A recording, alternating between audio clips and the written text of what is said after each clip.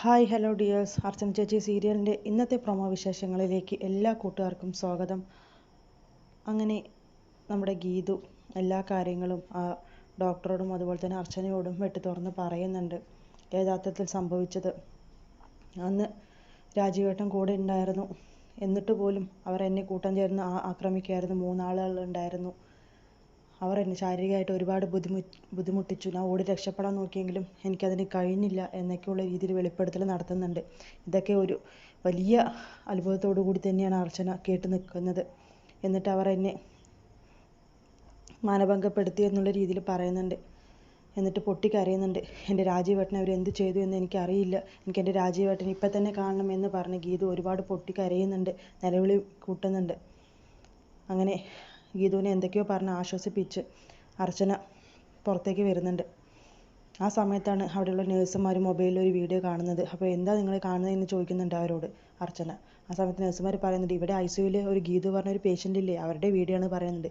അത് ഒരുപാട് നട്ടലോടുകൂടി അർച്ചന നോക്കുന്നുണ്ട്. വീഡിയോ എന്ത് വീഡിയോ എന്ന് പറഞ്ഞ് നോക്കുന്ന സമയത്താണ് ആ 3 പേർ ചേർന്ന് നമ്മുടെ ഗീതുവിനെ ആക്രമിക്കുന്നത് വീഡിയോ ആയിട്ട് വന്നിട്ടുണ്ട്.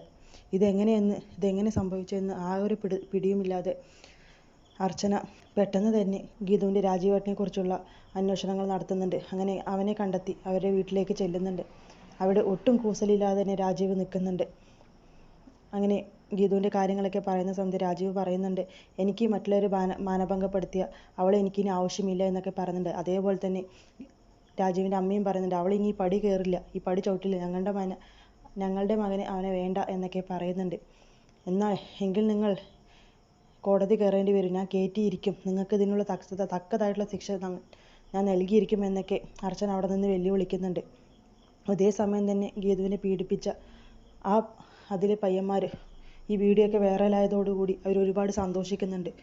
കൂടാതെ നമ്മുടെ ഇത് കേസ് ഫയലായതോടുകൂടി തന്നെ വിജയശങ്കറിനെയാണ് അവർ വക്കീലായിട്ട് ഏൽപ്പിക്കുന്നതും. അങ്ങനെ അർച്ചനയും വിജയശങ്കറും തമ്മിൽ ഏറ്റുമുട്ടാനായിട്ട് പുതിയൊരു കേസ് വന്നിരിക്കുകയാണ്. എന്തായാലും നീ ഇതിൽ തോറ്റിരിക്കുമെന്ന് വിജയശങ്കർ നമ്മുടെ അർച്ചനയെ വെല്ലുവിളിക്കുന്നുണ്ട്. പക്ഷേ അതിലൊരു പേടിയുമില്ലാതെ അർച്ചന മുന്നിട്ട് ഇറങ്ങുക തന്നെ ചെയ്യുന്നുണ്ട്. ഞാനിതിൽ ജയിച്ചിരിക്കും, ഗീതുവിന് ഞാൻ നീതി വാങ്ങി കൊടുത്തിരിക്കും, അതെൻ്റെ വാശിയാണ് എന്നൊക്കെയുള്ള രീതിയിൽ വാഗ്ദാനങ്ങൾ അവിടെ കൊടുക്കുന്നുണ്ട്.